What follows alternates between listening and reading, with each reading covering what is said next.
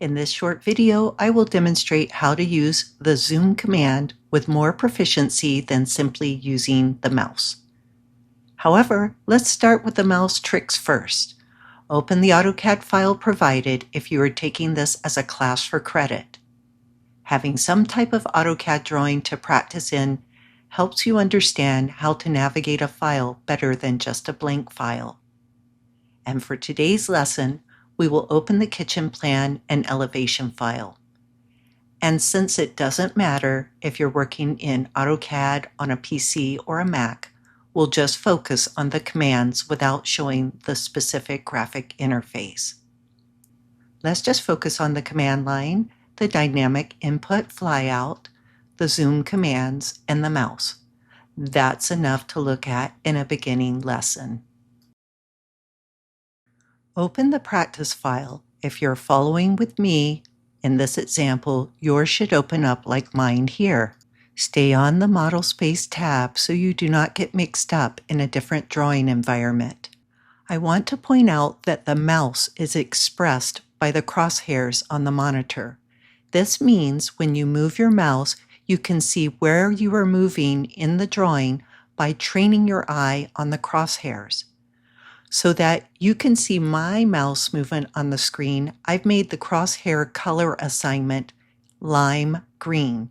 It should show up against the black background and the white object lines pretty well. Move your mouse and hover the crosshairs over the table part of the kitchen island. Try to zoom in to the drawing showing more detail by rolling the middle button or part of your mouse away from you, or in an upward stroke.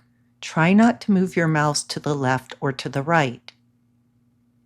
Next, now try to zoom farther away so that you can see more of the overall drawing by rolling the middle button or part of your mouse toward you, or in a downward stroke motion. Try not to move your mouse left or right. So the first trick for using a mouse to zoom into an area you wish to magnify is to hover your mouse over a specific area. Then use the roller wheel or the center part of the Apple mouse to brush up or away from yourself to zoom in for closer or more detail. In this example, I want to see the stairs in the plan view.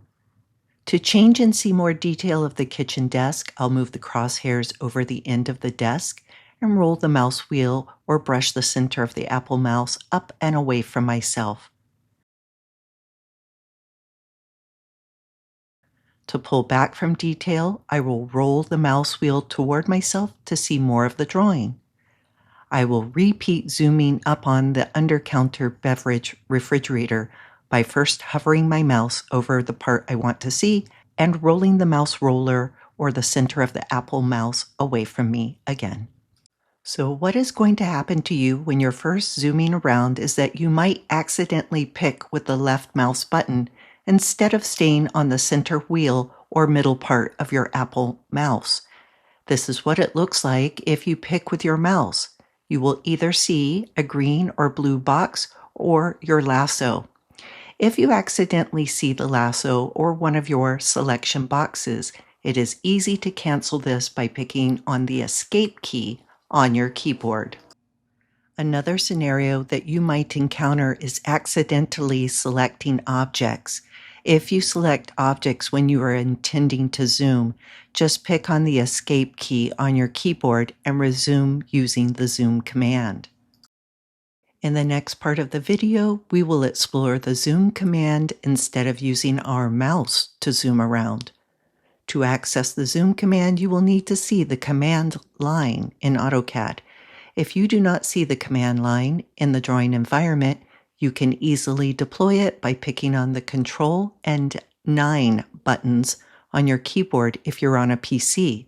And if you're on Mac AutoCAD, use the Command and 3 keyboard combination to see the command line.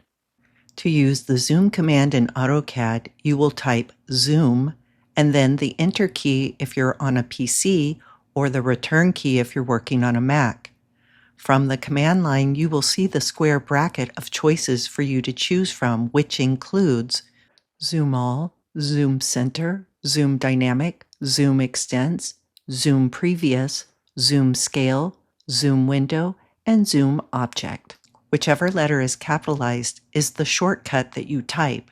For example, if I wanted zoom window option, I would just type W and the enter return key.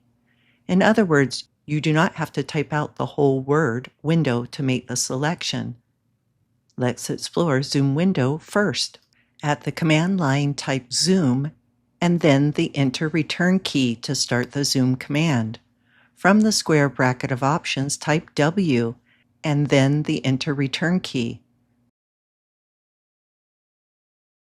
Read the command line. To create a zoom window, choose which area you want to magnify. I will choose the fireplace area. Pick with your left mouse button, raise your finger off the button, and then drag your mouse in the opposite direction to see the rectangle form. Pick with the left mouse button a second time to mark your selected magnification area. Anything that was contained in the zoom window is now magnified in close detail. A companion to the zoom window command is the zoom previous command. If I want to return to the original magnification of the drawing, I use the zoom previous command. At the command line, I will type Z, which is the shortcut command for zoom. Next, I will choose P, which is the shortcut command for zoom previous. Make sure to pick the enter return key to end the command. I'm going to speed up a little bit and show you the zoom window and zoom previous commands again. Zoom window, pick and raise off the pick button, drag mouse to form a rectangle, and pick again. Now zoom previous to return to the previous level of drawing magnification. This time you will see the dynamic input ribbon next to my crosshairs. The dynamic input ribbon mirrors the command line.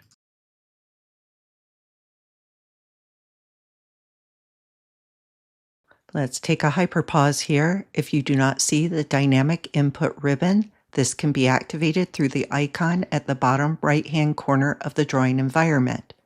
If you do not know which icon toggles on the dynamic input ribbon, just hover your mouse over each icon to identify which one should be turned on. You can also turn on the dynamic input ribbon through the OSnap dialog box. To do this, type OSnap, enter return key. At the top of the dialog box, you will see the Dynamic Input tab. Pick on it to choose the settings for this feature. On this screen, make sure that Enable Dimension Input, where possible, is checked, and make sure Enable Pointer Input is also checked. In the middle of the dialog box, make sure Show Command Prompting and Input near crosshairs is checked, as well as Show Additional Tips with Command Prompting checked. If these features are checked on your computer, you will be able to match my video instructions with your own workflow in AutoCAD. The last feature of the zoom command that I want to demonstrate is the zoom extents feature. Sometimes a drawing will become too far away from us to use the mouse button to zoom in, so the zoom extents command should be used in this instance. Notice that the drawing appears to be the size of a fleck of dust. Sometimes the drawing will be so far away that you won't even be able to see it. If this happens, type Z for zoom and then E, enter return key. Your drawing will magnify to the fullest extent of its aspect ratio, meaning width times length of the drawing model.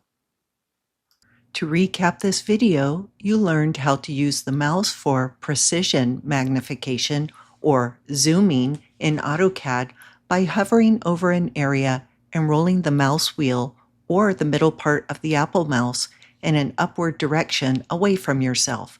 This helps us to see more of the drawing details of particular aspects of a drawing.